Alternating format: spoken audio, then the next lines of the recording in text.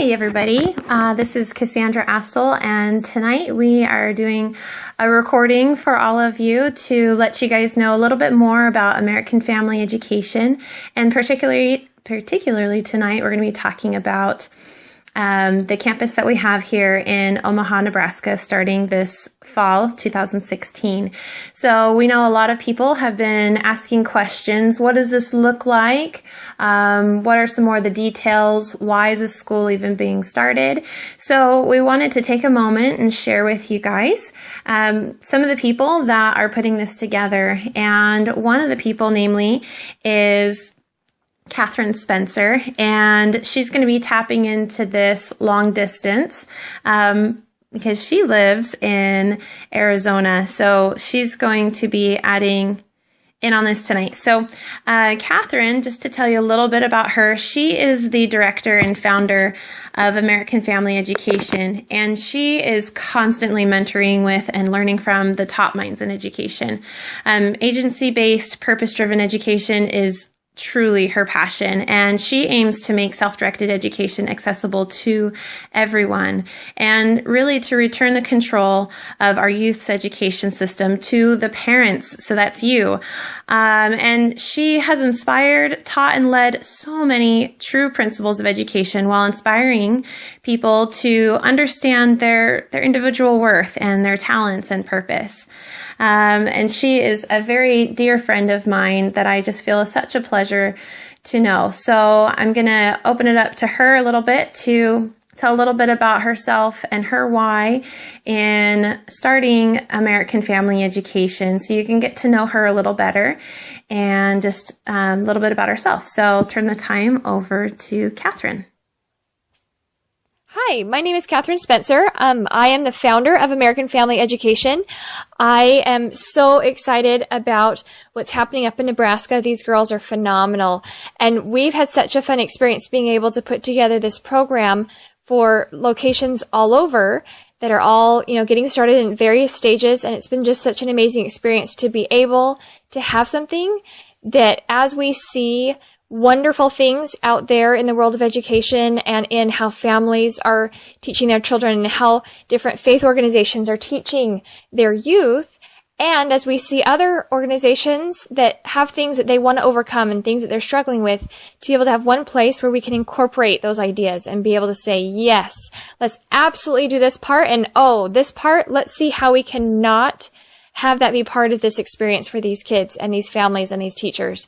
It's just been so fun to be able to have the freedom to pray about what we need to do next and to talk to amazing people who've been inspired in their own stewardships of experience, and to be able to just be able to grow and to be able to grow with the program as we've been able to function, to be able to just be in that space and remember those core principles of what true education really is and how children really develop, and then to be able to match that with some of the fantastic tools and opportunities that we have. Thank you, Kathryn, so much. I hope you guys realize what an amazing lady she is. And also, tonight we'd like to introduce another just as amazing gal, Angie Blad. She is another truly dear friend of mine that I feel such an honor to have met. And it was by no accident that I got to meet both of these ladies and get to introduce them to each other. And it's been really fun to see all the good things that have come from really the three of us and so many other people putting this together and getting a location started out here in Omaha. So a little bit about Angie Blad. She has had a lifelong dream of starting a school, and she's always known that she would start one someday. Her husband has known it, her kids have known it, and education has always been a passion of Angie's and her thirst for knowledge. And it's taken her on a journey through various educational philosophies, methods, models, mentors, classes, conferences, and practices. And all of this has just really led her to a greater understanding of a parent's sacred stewardship and the righteous education of one's children. And this can look different for every child and every family. And the Bladds, they've always attempted to best serve the individual needs of each of their children, and this has led them to have their children actually in a variety of educational programs, giving them a lot of experience, including private school, public school, and homeschool. So they are so excited to have this opportunity, and I want to give her a little bit of time to get to introduce herself a little more and for her to explain her why and what's led her to this. So I'm going to turn it over to her. Thank you, Cassandra. I am excited to share with you tonight some of the reasons why I have chosen American Family Education to duplicate here in Omaha. First of all, I could give you all of the scientific reasonings, what I know about child development and the way the brain works and how we learn and how that is a part of American Family Education. But really, there are more deeper reasons why I've chosen this model. And it has to do with the priorities and the focus of the school, the focus and emphasis on family, on faith, on leadership, and on personal mission. To me, those are the why of education. The reason why we teach our children have to do with those 4 items. And you will find those woven throughout the curriculum, woven throughout the entire culture of the school. And that is very inspiring for the students and for the teachers. Thanks so much, Angie. So we want to start off, we're going to just go through some questions today, and it's going to be kind of more like an interview format so that you can get to hear a lot of the answers to a lot of the questions that we've been hearing from different families as we've been putting this together, and as Kathryn has been very successfully running her first year of the American Family Education campus in Mesa, Arizona.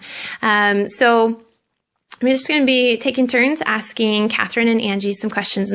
And Angie, if you could tell us a little bit about what's offered here at the school and for what ages. This has been a question asked by pretty much every parent we've talked to so far. So very pertinent information here. And just tell us a little bit about the different age groups, the age ranges of the classrooms and the goals of them and such. So take it away. Great question, Cassandra. Let's start with the youngest age group that we offer. This is the Foundations age group, and they are ages roughly 3 to about 6 years old. And those 3-year-olds, we invite them to attend class with their parents. Truly, at this age, these children need to be spending as much time with their parents as they can. We honor and respect that special relationship that parents have with their children, and we want to encourage that and to provide opportunities for great experiences to share together. So this class is open, like I said, to the 3-year-olds with their parents, or the older children, 4, 5, and 6, to attend without a parent. And in this class, the focus is on training the heart and those most important values that children that age need to learn. Things like choosing between right and wrong, how to make good choices, and what are the consequences when we don't, being verbally praised for those good choices, and use of time and their talents. So along with that, we also start to lay the foundation for future academic work. And this is done very gently through mostly Montessori activities and materials. The teacher who will be leading this class has about 4 years worth of Montessori experience and knows how to start these processes with those children. Now, this age group is the specific ages are merely a suggestion for parents. Once those children are reading independently, we feel like they're ready to move up to the next age group, which is the Explorers age group. And not just reading independently, but is socially and emotionally ready to make that transition. The Explorers age group, the suggested age is roughly 6 to about 12 years old. And this age group, children are just exploring their world and finding out where their interests lie. What talents do they have? What are they good at? And what were they born to do? So this class will have a lot of unit studies to tie the curriculum together into one whole, and just lots of exploring of the different curriculum areas of language. How is language used in science and history and just really enjoying the wealth of knowledge that we have in this day and age that we are living. The math and language arts portions of the day, the curriculum that is used will really be up to mom and dad. Our mentors and teachers will offer short, inspiring lessons for those subjects, but then allow for independent work during that time. The beauty of this model is that we can use school time and class time for what is done best, for sharing, for group collaboration, for hands-on activities and projects, and then allow home to do what home does best. So we get to use both home and school as tools for our children's learning. So once these explorer age children are ready for a little bit more self-directed studies, and they're being able to self-govern and showing some advancement in their capabilities, they're ready to advance to the scholars age group. So the scholar age group, we divide into junior scholars and senior scholars. The junior scholars, again, recommended ages, roughly 12 to 14, but there's some variance on either side, and Kathryn will talk a little bit more about that. Senior scholars, roughly 14 and up. And the fun thing about this age is that the students really start taking more accountability with their studies, and they're enjoying it because they see a purpose to what school and study and learning is doing for them and preparing for them to become with their life. They're honing in on their personal goals and life mission and setting up a schedule with the help of mentors and mom and dad to prepare them for their life mission to make a difference in society, to be a leader in their community. And it's an exciting time for them. Really, the difference between those two different age groups is that the senior scholars are just more self-directed in their studies and are just studying on a higher level. For those of you stepping out of public school, consider it maybe, middle school and high school. There is a difference, even though you may be studying the same subjects, there is a difference in the depth and the difficulty. And we see that as well, but we add another layer to that, and that is the personal responsibility and drive that those older students are able to do and put into their own studies.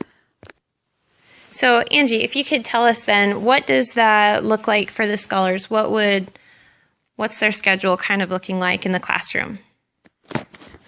Well, as I mentioned let me back up, in Explorers, we talked about how they are using unit studies, but that's not the case for those scholars. In the scholar age group, their schedule's more segmented, and we really rely on mentors who have a passion and a deep knowledge for those subject areas. So we have many different teachers who can specialize in those areas, whereas in Explorers, fewer teachers and fewer specialization. And again, for those scholar ages, another thing that we offer that we don't do for any of the other age groups, and specifically just the senior scholars, as these students are aging and finding out what their life mission is and what they want to do, school is not their only resource.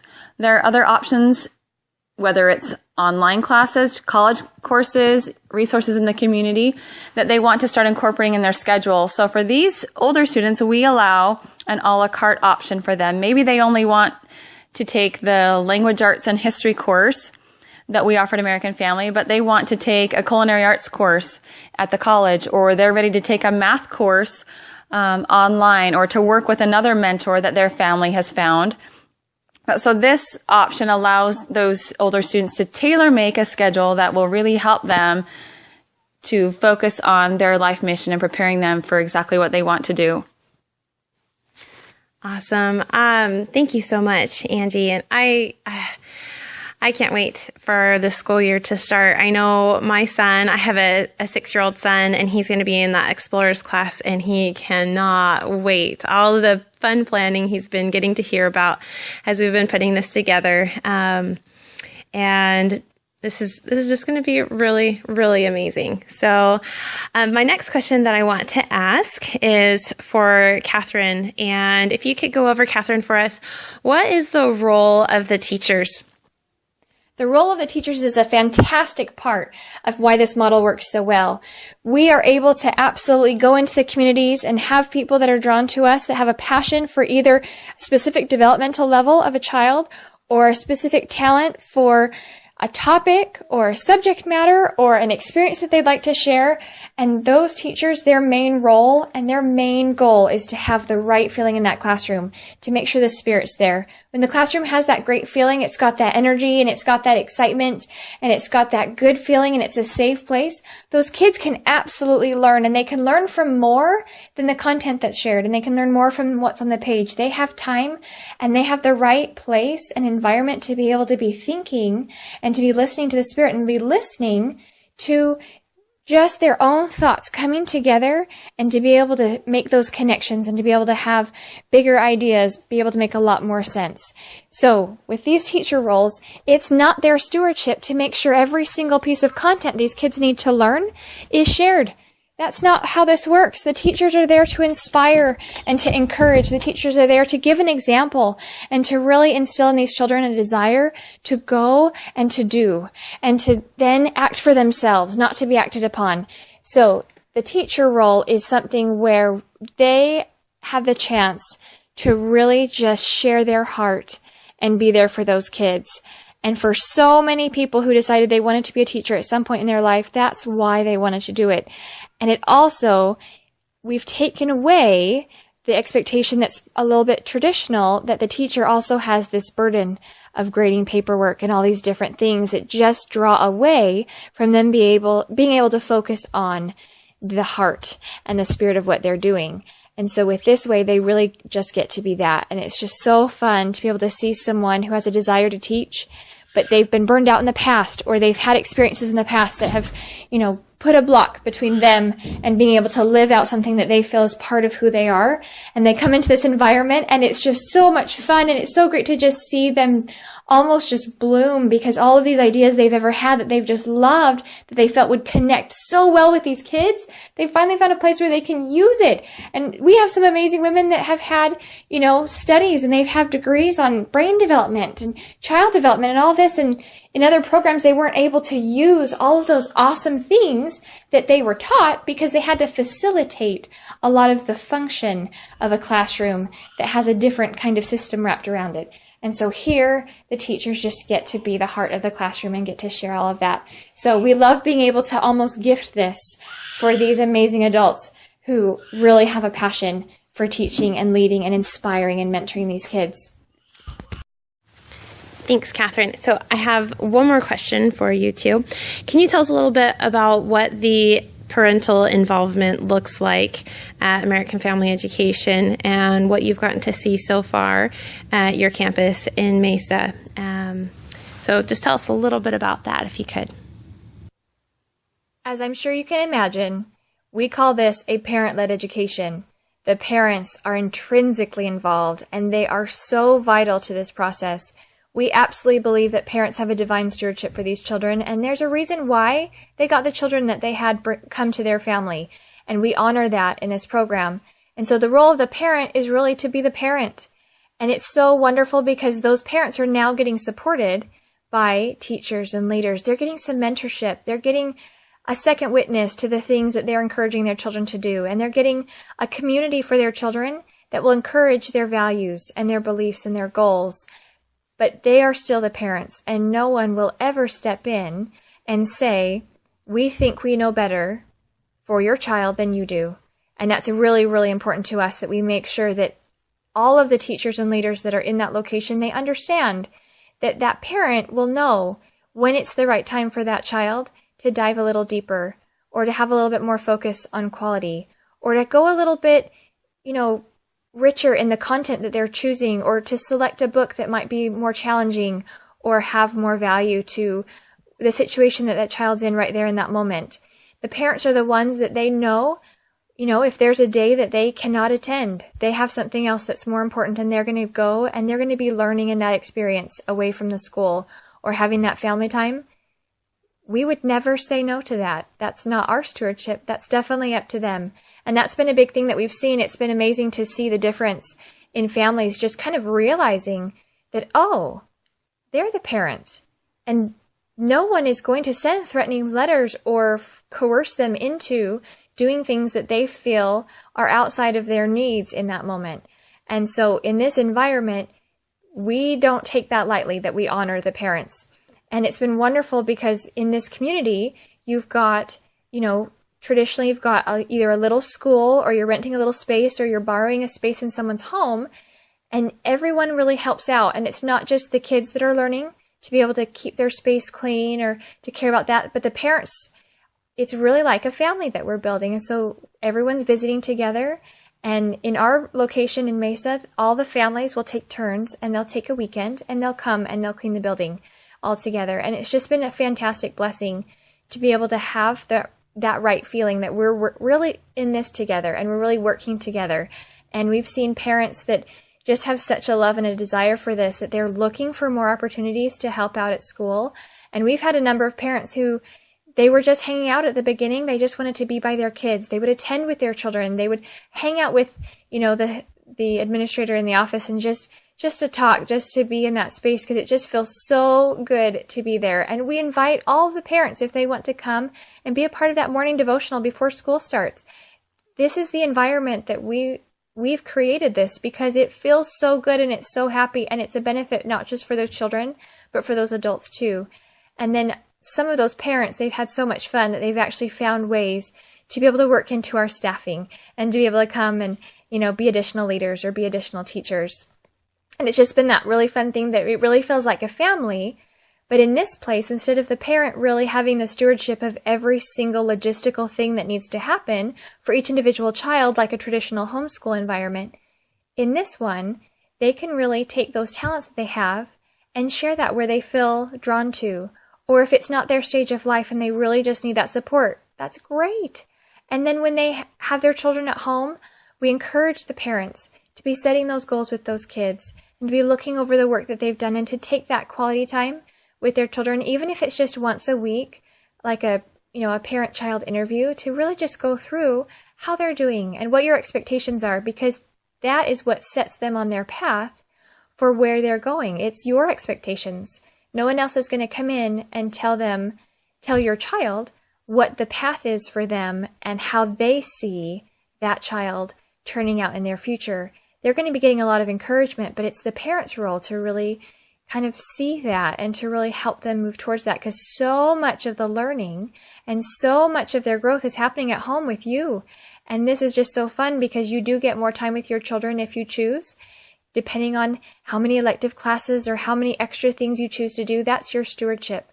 And you can choose based on your stage of life and your time and season, how much support that you need from one of these programs, and how much time you really want to focus in on at home. And it's just so awesome that you can really customize what you want, but you have backup. You have support. You are not alone, and you are part of a community of other families and other teachers and leaders that completely honor that role that you have and want to support you. Sometimes we have parents and they want to come in and they want to do mentoring with their children with one of the leaders at the school.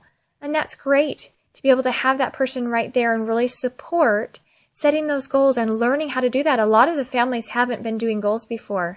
And so now they're really learning that, but they can learn it in a place where they've got someone right there to mentor them through that process and do a little bit of checking and adjusting and being able to, learn and do better and better every time. And to have that reminder that as parents, we need to give ourselves a lot of grace.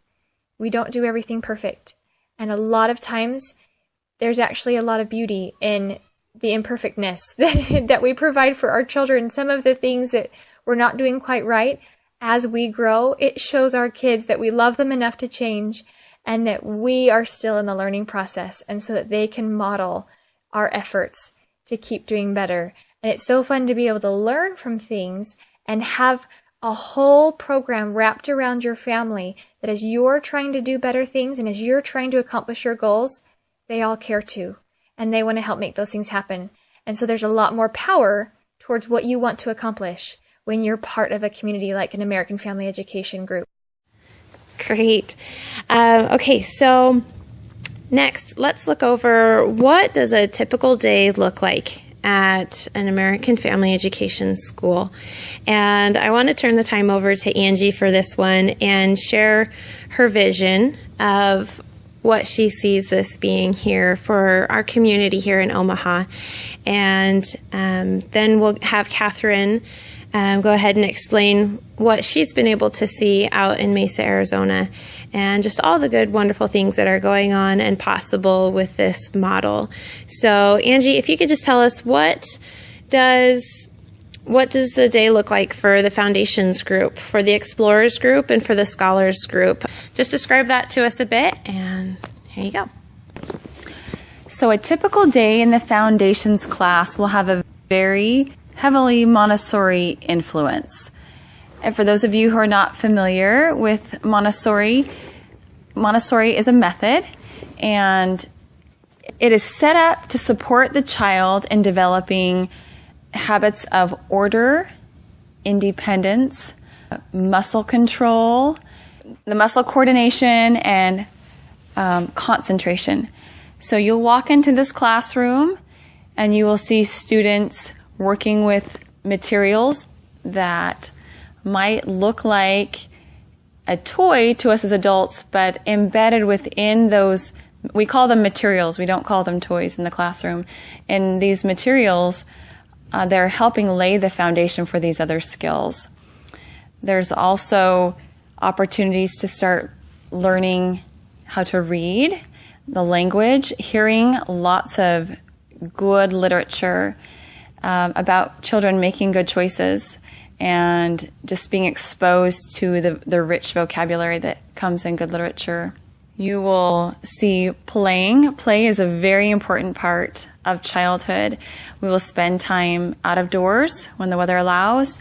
There will be music and singing. The brain development that happens as children learn to sing and follow patterns and rhythm and beat all help as they begin to learn to read and start laying the foundation for their math skills. So this class, no other name could have, we have chosen that describes it more clearly as Foundations, really the foundation of their future academics and of helping them to really set on that path of independent learning that they will get to as they get older. But it starts in this young age. You'll see it and you'll be amazed at what these young kids can do. And in this class, there'll be one lead teacher and an assistant. And if they need to, they can break and do small group activities as the students have different choices of activities they want. The teacher invites them to participate in different things, and they can, since there are 2 adults in that room, they can cater to the interests of the children. That same pattern or model you'll find in the Explorers classroom, a lead teacher and an assistant. And this may seem odd to some of you that we have such a wide age group in this Explorers class, but let me tell you that there are so many benefits to having such a wide range of children together. First of all, the competitive nature that is so prevalent in our schools today is pretty much eliminated, because there's usually someone better than you in the class, and there's someone who's not as good as you, just simply by virtue of the age difference. And those older kids have opportunities to be leaders to the younger kids. Those younger children look up to the older ones, and there's a sense of unity in that classroom that you just don't find anywhere else because of the multi-age. We mentioned that there will be unit studies, and those really can be done as an entire class. Now, certainly there are times where we have the chance to separate and to say, you know what, those younger children, come over here and we're going to do a project or an activity over here with one teacher, and that other teacher or assistant can help those older kids get started in something. But really, most of the activities we do can be done in a whole class.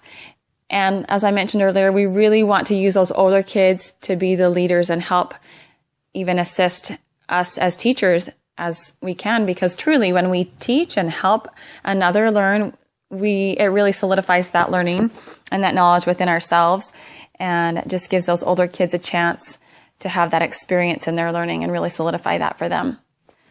Now, we did already talk about the scholars, but there are a few other things I'd like to mention here at this point. Now, even though we have separated them by junior and senior scholar, there are only certain times within the day that they will be separated out that way. Most of the time, they will be together for the same reasons that I mentioned for the explorers. There is so much benefit to having multi-age classrooms to learn from each other, for those younger ones to look up to the older ones and see where they're going and what is possible as they age, and give them some role models to look up to, and for those older ones to really step up and be leaders and help those younger scholars along their way. One really neat thing that we have the opportunity to do with the scholars is to once a week to have them actually go into either the foundations class or the explorers class and lead a short activity. So they're getting a chance to be a leader within the school once a week. And that is something that I think will help a lot of those older kids in their, again, in their studies as they turn around and help teach those younger kids. There will be, like I mentioned, there'll be a few times during the week where we will actually separate those students out. And those times will be during science. The senior scholars will have a science focus and the junior scholars will have a science focus to allow for differentiation. For example, a chemistry course is probably not practical for those younger junior scholars. Most of them, not all, don't have the math abilities quite yet. So we will provide a different science opportunity. And same thing for those scholars. If they're not ready for that harder science course, they can choose to take the science course that's being offered in the junior scholars. We offer a choice of language. We will have a French foreign language or a Spanish foreign language. So at that point, they'll separate again according to which language they're interested in studying. And then for the language, arts, and history, those senior scholars will be having kind of a humanities course. It will be a language arts combined with a history course and writing. And it's a little more intense. So if those junior scholars aren't quite ready for that, then we will provide that for them on their level. So we allow that flexibility to ebb and flow. And maybe your kids are ready for one of the senior scholar classes in one subject, but not so much in another. And that's okay, because we are tailoring to the one and trying to meet the needs of the individual. And so we provide multiple opportunities for that within their schedule. I just love it. Thank you so much. And so, Kathryn, you have already been, like I said, very successfully running your guys' first year in Mesa, Arizona. And could you take a moment and tell us what a typical day has been looking like for you out there, and what are some of the successes that you've been seeing? I've loved getting to hear all the wonderful things as you guys have been going on this journey, and so many moments that just near draw me to tears of just how beautiful of things that get to happen with this model and with this environment and with this good heart of education. And so just explain to us a little bit of, like I said, of what you've been able to see and share with everybody else so that they can know too. So here in Arizona, we've done two different versions of this model. The first version we did was like a co-op where we just had a bunch of moms coming together, sharing the load, sharing the teaching. It was in a home. We just did 2 days a week, and that was great. We loved it. All of the moms got that personal testimony that, I can teach. When it's this way, when you have that expectation as a teacher, we can absolutely do this. But the other thing that we learned is, wow, it is so valuable to have a building. It is so valuable to have compensated teachers. And when you're together like that, when you have a little bit more structure, when you're organized more like a micro school or a private school, something where, there's some equity going in and people are compensated for the roles that they're filling, it is so much more fun. And so you've got the one hand where you go, great, it'd be awesome if we all just put our part in and we didn't worry about, paying any money or whatever. And when we did that, we found that was fun. It was a really great way to learn. It was a great way to start. It was so good. It got a lot of good experience. It helped a lot of the moms catch up to, this way of thinking, and a lot of the kids to really detox a lot of public school thinking or, other environments. They were able to connect together, the great socialization. It was awesome. But we did that for a full year, and we were so done and so ready to do whatever it took to make sure that we got a building and we had a place that we could meet that could be dedicated specifically for these educational opportunities. And so that we could have teachers come in that they were dedicated to the subject that they had a passion for, and we could each really fill the role that we were excited about, but to be able to just have that different dynamic of a more officially organized American Family Education group. And so now that we've had that, that has been such a huge blessing, and we've seen so many people be able to choose just the right thing for their family and how they're participating. And we've been able to see just such great use out of everything we have in that space. It's really fun that because we have a building, we've even been able to do maybe some extra classes for adults and just different things. We've loved the structure. And when we have that structure, to have 3 days of academics, it's perfect. On our first day of the week, we feel like, okay, we're ready to go. It's so exciting. And the second day of the week, it's like, wow, we're getting deeper. We're having more chance. It's really good. And then the third day, you feel like you're done. You feel like, okay, we did a full week. Like, our minds are so filled, and we've learned so much, we've experienced so much, like it's really time to take that break before we see each other again the next week. And it's so funny because we're done before lunch every day, and we only have 3 days of the week. And it's not draining in a stressful way. It's just so filling that you don't need more than that. But then to also have opportunities for electives, to be able to go outside and work in the garden, to be able to go and do these different things, or have teachers come and, be able to have these other experiences. We've done Kung Fu, we've done languages, we've done all kinds of different things. It's been so fun for these kids to play together and build those relationships in these additional experiences, because you can just see it in these kids' faces. The ones that aren't taking advantage of the electives, you can see that they want more time to just be around their friends. They want more time in this environment, and it's so fun. But each family has their own time and season, and they get to pick how much they participate in. But it has just been great. And it's been so fun, too, to be able to let the kids have a chance to plan a few more things, because when you're more organized and you have more of a structure, there's room for the kids to have leadership opportunities and to be able to do a little bit more service within that little community and be able to do just some really, really awesome stuff. So we have just loved being officially organized. As for us, it's a private school. That has just been fantastic. But we do encourage, if there's a little group somewhere nearby you guys in Nebraska and they can't come all the way to you, if they wanted to start out as a little homeschool group, it's a good experience, but it also encourages the reason why we organize as an official program with, stewardship and with compensation. One of the other things that we've seen in this model is we've been able to see families be able to grow into where they want to go as a family a lot faster. We've been able to see families come in that they weren't quite sure how to kind of wrap their mind around really governing their child's development and being able to really have that stewardship of, looking at their work and helping them know what the next step is. A lot of these families, I like to say that a lot of us were those, I will never homeschool. Like, we were those people. A lot of us felt like that at some point in our life, and some of us went into that stage and experienced that and had a chance to go, oh, okay, I didn't understand what that was. And now that I do, I definitely want pieces of this or a lot of this. And then others who never had that experience, they never wanted to do that, and families that just, if you had said, okay, you can do everything by yourself, they'd say, nope, I'll do something completely different because that's not an option for me. But they've come here and they've been able to see that when you've got all this support, you can absolutely have those kinds of shifts and have those kinds of opportunities be accessible. And you can be successful when you've got that safety net and you've got that support. And so you don't have to just settle for what you had before. One of my favorite moments is just watching families change that discussion.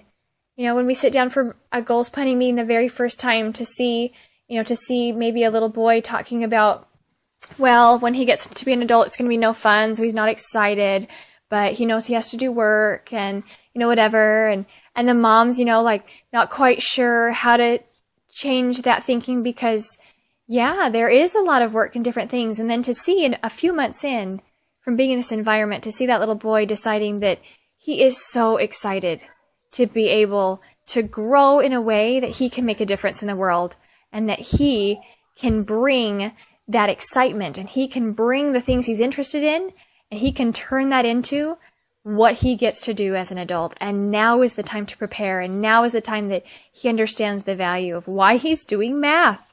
Isn't that fantastic that the kids can get excited about those things? So that's just been so fun to see what this can do as far as for the individual, whether it's the mom that's still trying to figure out her purpose and how to really fill her role, or the child that hasn't quite decided why math is exciting and fun and important.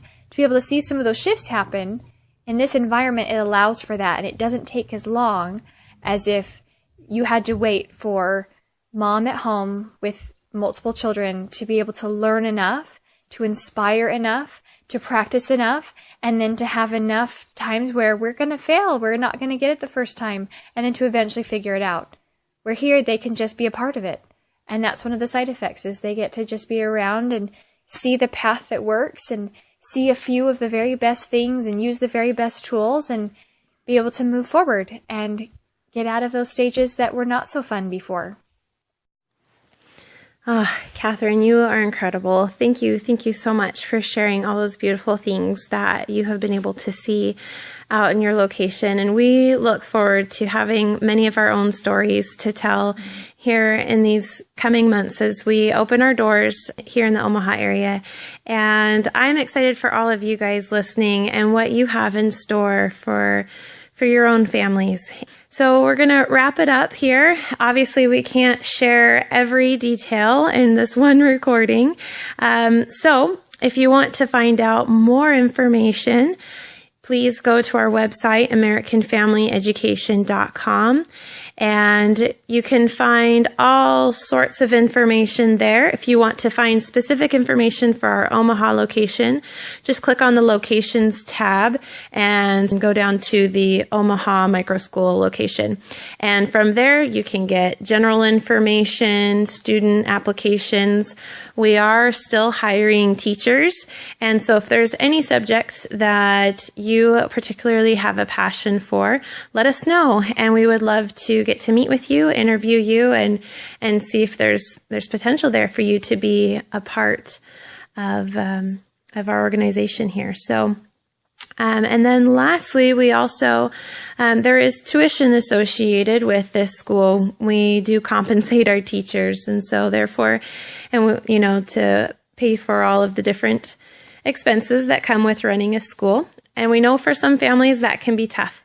And to help offset those costs, we are really looking at all the different avenues that we can to help you guys out. And some of the things we've got going on are a couple of fundraisers. On April 8th and 9th, Friday and Saturday, we're going to be doing a garage sale at Angie's home, in front of her home.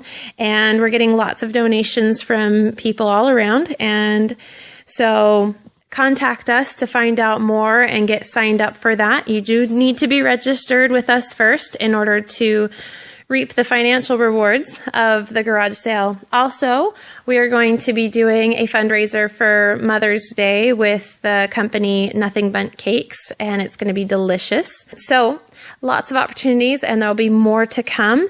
So get on the bandwagon, get your stuff in order, and come join us. We'd love to have you with us. All right, so take care. Hope this was helpful, and get a hold of us for further information. Thanks, guys.